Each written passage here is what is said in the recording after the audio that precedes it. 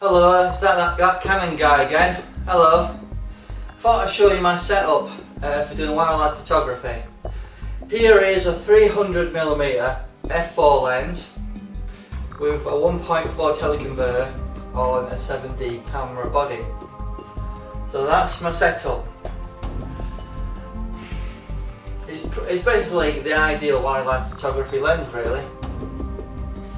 I just want to say it is a challenge to get birds in your viewfinder because you can't zoom out and find the bird and zoom back out. So there is a disadvantage to this being a prime. However, it is an extremely good setup and you do get extremely good quality from it. The autofocus with the 1.4 teleconverter, that means you're getting a lot of reach at 5.6.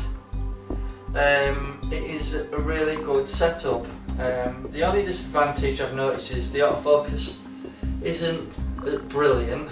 It does sort of sometimes struggle, but I think that's more so to do with autofocus in general, because an example would be if you're focusing on something that is in the middle of a load of grass.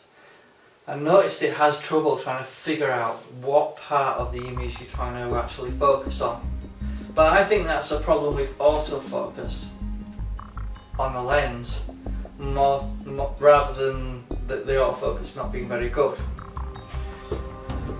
I did test it out on focusing on a close subject and a subject behind it at second intervals. 1 second, 1 second, 1 second, 1 second, like that, and the focus was bang on.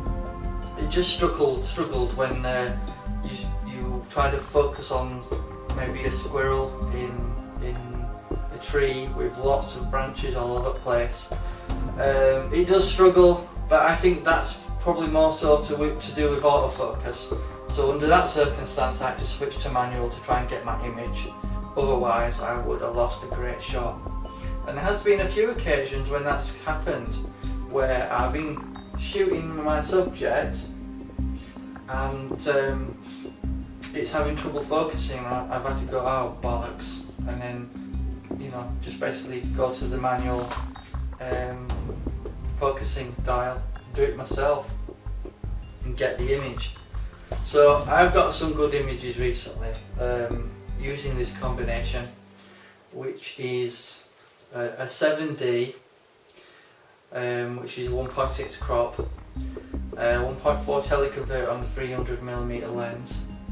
So I'm getting a lot of reach.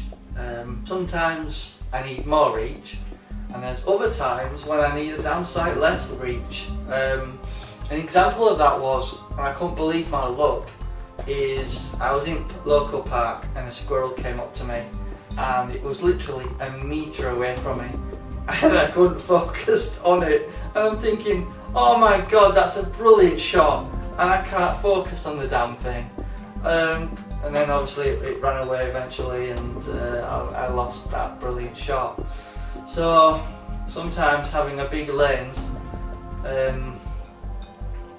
if you're lucky and you're patient, and that's when I had some camo on at the time. I also want to talk about camo a little bit. Camouflage, that's what it actually means. Same thing as what the army wear. It gets you so close, unnoticed by animals, it's unbelievable. And I just want to tell you my experience of wearing camouflage. Basically, I was looking to try and get myself a nice, good picture of a squirrel, and I wasn't having much luck. So I was on my way home, walking up the hill, and I stopped in front of a branch to get some air, and lo and behold, a squirrel just was in front of me, literally 3 meters from me.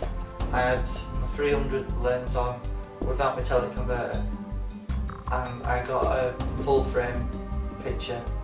I couldn't believe my luck. So for me, that's camouflage sold on me, definitely.